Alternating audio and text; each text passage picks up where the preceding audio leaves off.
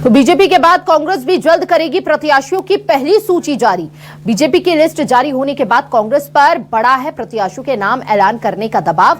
मार्च के दूसरे हफ्ते में आपको बता दें कि लिस्ट जारी हो सकती है। सिंगल नाम वाली सीटों को पहली सूची में कांग्रेस शामिल करेगी। एमपी की 8 से 10 लोकसभा सीटों पर प्रत्याशियों के नाम की घोषणा होगी। छिंदवाड़ा, सीधी, जबलपुर, विदिशा, गुना, मुरैना, मंदसौर, बैतूल को पहली सूची में किया जा सकता है शामिल। अगले हफ्ते हो सकती है सीईसी की बैठक और साथ ही सीईसी की बैठक में नामों पर अंतिम मोहर भी लगेगी।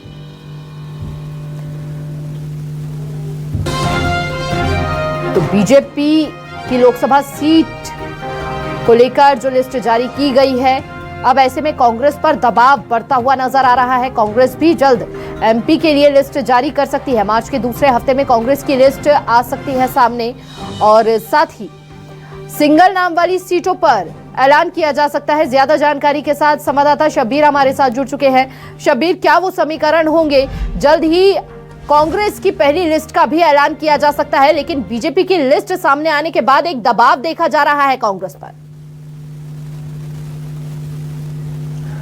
देखिए हिमानी, 29 में से 24 सीटों पर बीजेपी की तरफ से मध्य प्रदेश में नामों का ऐलान कर दिया गया और इस लिस्ट जारी होने के बाद कांग्रेस पर तो दबाव है ही, लेकिन कई सीटों पर कांग्रेस का सियासी समीकरण या ये कह सकते हैं जाति समीकरण बिगड़ चुका है। मान सिंह तोमर को मुरैना से बीजेपी की तरफ से प्रत्याशी बनाया गया है। यहां से अभी की बात की जाए तो नरेंद्र सिंह तोमर सांसद हुआ करते थे, लेकिन उनको विधानसभा का चुनाव लड़ाया गया था पार्टी की तरफ से, फिर विधानसभा अध्यक्ष बना दिया गया और इसी के बाद से कांग्रेस के क्षत्रिय नेता को यानी ठाकुर नेताओं को लग रहा था कि इस बार यहां से बीजेपी ब्राह्मण उम्मीदवार उतार सकती है और वहां पर हमेशा चुनाव ये कहा जाता है कि जातिगत होता है और वहां पर ठाकुर वर्सेस ब्राह्मण चुनाव होता है। तो कांग्रेस के नेताओं को पूर्व नेता प्रतिपक्ष गोविंद सिंह और इसके साथ साथ पूर्व विधायक जो ये कह सकते हैं कि ग्वालियर की जो महापौर हैं उनके रिश्तेदार हैं, वो वहां से नीटू सिंह सिकरवार तैयारी कर रहे थे, यानी पूर्व विधायक। 2 क्षत्रिय नेता टिकट मांग रहे थे कांग्रेस के, लेकिन कल जो ऐलान किया गया बीजेपी की तरफ से, हिमानी,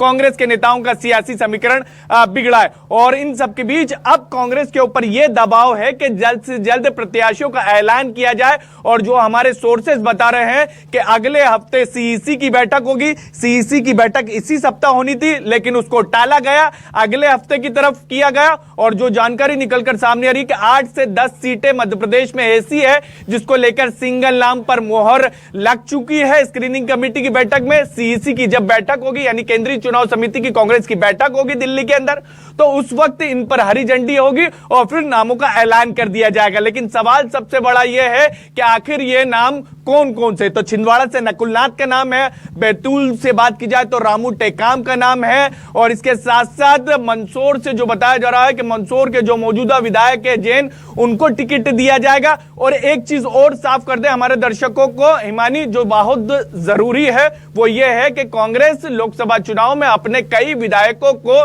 मैदान में उतारने जा रही है, ये लगभग साफ हो चुका है। क्योंकि भिंड की बात की जाए तो भिंड में भी जो दावेदार हैं वो 2 दावेदार है, उसमें से एक की बात की जाए तो एक फूल सिंह बरैया है भांडेर से, और ऐसे ही उज्जैन से भी दावेदार की बात की जाए तो वहां से तराना से विधायक महेश परमार, वो भी वहां पर चुनाव लड़ने की तैयारी कर रहे, दावा ठोक चुके। और इसके अलावा कई पूर्व विधायक है, जैसे हम कमलेश्वर पटेल की बात करें, उनका नाम लगभग सिंगल नाम है, सीधी से लोकसभा का टिकट उनको दिया जाएगा। ऐसी रतलाम झाबुआ की बात करें तो कांतिलाल भूरिया, और इसके अलावा बात की जाए वहां से पूर्व विधायक हर्ष विजय गहलोत सेलाना से, वो भी टिकट की मांग कर रहे हैं। तो पूर्व विधायक, मौजूदा विधायक और इसके साथ साथ सांसद नकुलनाथ, इनके नाम पर लगभग सहमति बन चुकी है। जब सीईसी की बैठक हिमानी होगी तो इनके नाम पर सबसे पहले मोहर लगेगी और उम्मीद कर सकते हैं, जो सोर्सेज बता रहे हैं कि अगले सप्ताह तक के कांग्रेस टिकटों का ऐलान कर देगी, क्योंकि टिकट के मामले में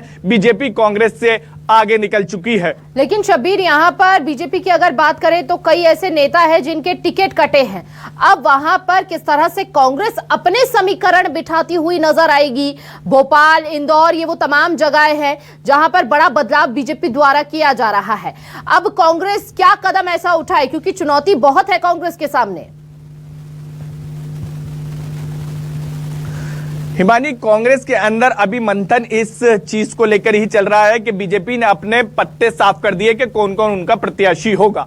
अब कांग्रेस की तरफ से यह कोशिश है, और अब जब मंथन होगा, जब स्क्रीनिंग कमेटी की बैठक और सीईसी की बैठक होगी, तो अब बीजेपी की उम्मीदवारों की लिस्ट को भी देखा जाएगा कि किस किस को टिकट दे दिया गया है। या जैसे मैंने मुरैना का उदाहरण के तौर पर कहा, अब कांग्रेस का वहां पर पूरी तरीके से सियासी समीकरण बदल चुका है और बिगड़ चुका है, सीधे तौर पर कहूं तो, क्योंकि वहां पर कांग्रेस की तरफ से यह कोशिश थी कि क्षत्रिय उम्मीदवार को टिकट दिया जाए, लेकिन अब बीजेपी की तरफ से ही ठाकुर उम्मीदवार उतार दिया गया है। तो कांग्रेस अब यहां पर यह रणनीति बना रही है कि ओबीसी उम्मीदवार को आगे किया जाए, क्योंकि वहां पर ओबीसी और ठाकुर ब्राह्मण ये तीन समुदाय सबसे ज्यादा हैं। तो ऐसे ही कांग्रेस को अलग अलग सीटों पर जो बताया जा रहा है कि अब फिर से मंथन करना होगा, जाति समीकरण बिठाना होगा, प्रत्याशी को देखना होगा कि बीजेपी ने जो माइंड गेम खेला है और एक मनोवैज्ञानिक जीत हासिल करी है कांग्रेस पर टिकट पहले ऐलान करके, अब कांग्रेस के लिए फिर से मंथन करना पड़ेगा। और यह कह सकता है कि अभी टिकट के लिए कांग्रेस के अंदर